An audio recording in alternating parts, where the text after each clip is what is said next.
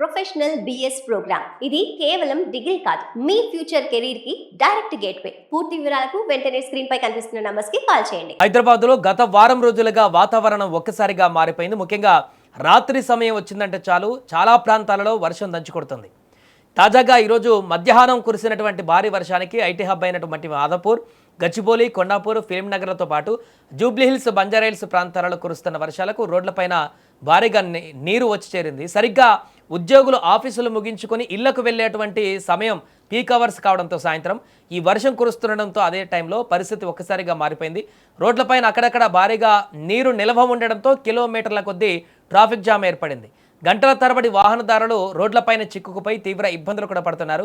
బైక్లపై వెళ్లే వారైతే వర్షంలో తడుస్తూ నీట మునిగినటువంటి గుంతలు కనిపించక ఇబ్బందులు కూడా ఎదుర్కొంటున్నారు. నగరంలో గత కొన్ని రోజులుగా చూస్తూనే ఉన్న వాతావరణం విచిత్రంగా మారుతుంది. పగటిపూట ఎండ కొడుతుంది, రాత్రి సమయానికి మేఘాలు దట్టంగా అలుముకొని వర్షాలు పడేటువంటి పరిస్థితి కొన్ని రోజులుగా నగరంలో కనిపిస్తుంది.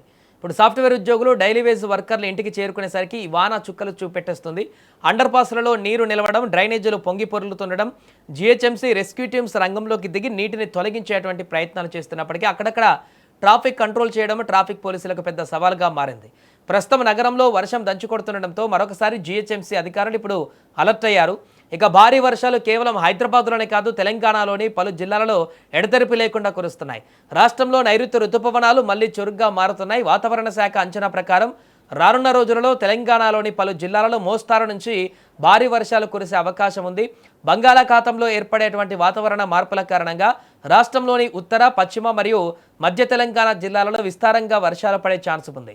కొన్ని ప్రాంతాలలో ఉరుములు, మెరుపులతో కూడిన వర్షాలతో పాటు ఈదురుగాలులు వీచే అవకాశం ఉందని కూడా హెచ్చరించారు. మొత్తానికి ఈ ఆగస్టు నెలలో తెలంగాణ వ్యాప్తంగా సాధారణం కంటే మెరుగైన వర్షపాతం నమోదయ్యే అవకాశం ఉందని వాతావరణ కేంద్రం స్పష్టం చేస్తుంది.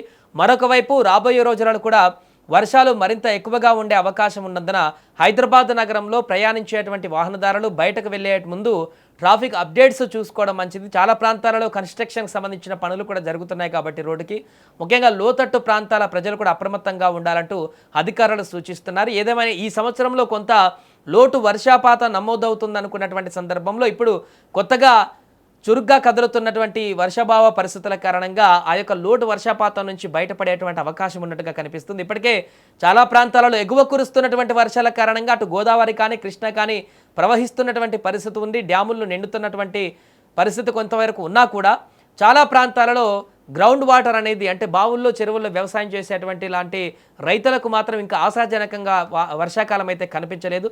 అలాంటి విస్తారమైనటువంటి వర్షాలు కురిస్తే గ్రౌండ్ వాటర్, అదేవిధంగా గ్రామాలలో ఉండేటువంటి బావులు, చెరువులన్నీ కూడా నిండితే పుష్కలంగా ఇంకా వారికి వ్యవసాయ పనులు చేసుకోవడానికి అనుకూలంగా మారేటువంటి పరిస్థితి ఉంటుంది. కాబట్టి ఇప్పుడు ఆగస్టులోనైనా ఆ రకమైనటువంటి పరిస్థితి రాబోతుందనేటువంటి అంచనాతోటి ఆసక్తిగా ఎదురు చూస్తున్నారు రైతులు.